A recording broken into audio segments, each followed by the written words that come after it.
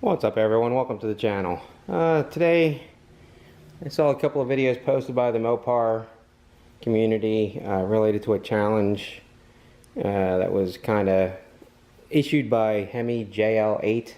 I don't know if it's so much a challenge, but you know, what's in your engine bay, how clean's your engine bay, that kind of stuff. So I figured I would go ahead and take part in that challenge, and so here we go.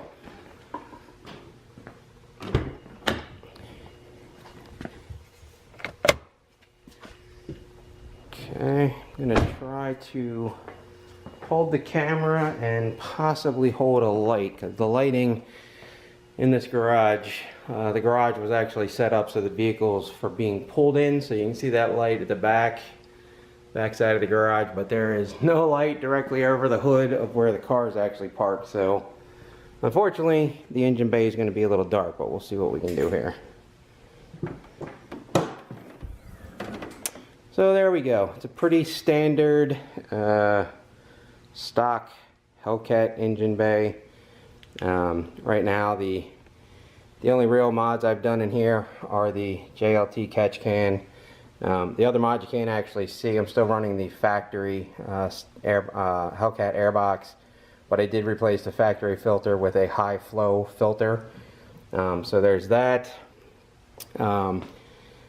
That's pretty much it. Everything else is stock. I did actually pop this little piece out. This piece actually pops out, and I wrapped it with 3M 1080 gloss vinyl carbon fiber. So you can see the carbon fiber look there. And watching Ryan at Ride and Styles Under the Hood challenge video, I noticed that his charger letters were actually red. So I asked him about it, and apparently there's somebody on eBay that makes vinyl decals to cover them. So I'm actually going to order some of them. I'm going to leave the vinyl carbon fiber wrap, but then I'm going to cover the letters so that they're going to match the body color, hopefully. Also have already ordered and haven't received them yet, stripes to do the bar, and then the supercharged and the Hemi letters there as well on the rail covers. That just hasn't come out yet, or come in yet. In addition to do the decals on those, a long time ago I bought a hydro dipping kit. Went back and forth whether I wanted to hydro dip them, whether I wanted to try to vinyl wrap them. Still haven't really decided, but I'm leaning towards actually hydro dipping the full cover and then going back and using the decals to you know, bring out the supercharged, the Hemi, and the 2 bars like I just mentioned. So hopefully at some point in the next month or so I'll get around to doing that. Everything else, I might take off the ABS cover, hydro dip that. Thought about taking off the fuse box lid and hydro dipping that. Only challenge with that is on the inside, you know, the map for what fuses are what, and protecting that so it doesn't end up hydro dipped as well. Maybe take off the strut tower cover, hydro dip that, not sure. Actually thought about doing this whole front piece here, but that's a pretty big piece, and you have to have a container to put the water in for the dip, for the print. So I don't know, I might wrap that, who knows, I might just leave it black, I don't know. I always change my mind about stuff.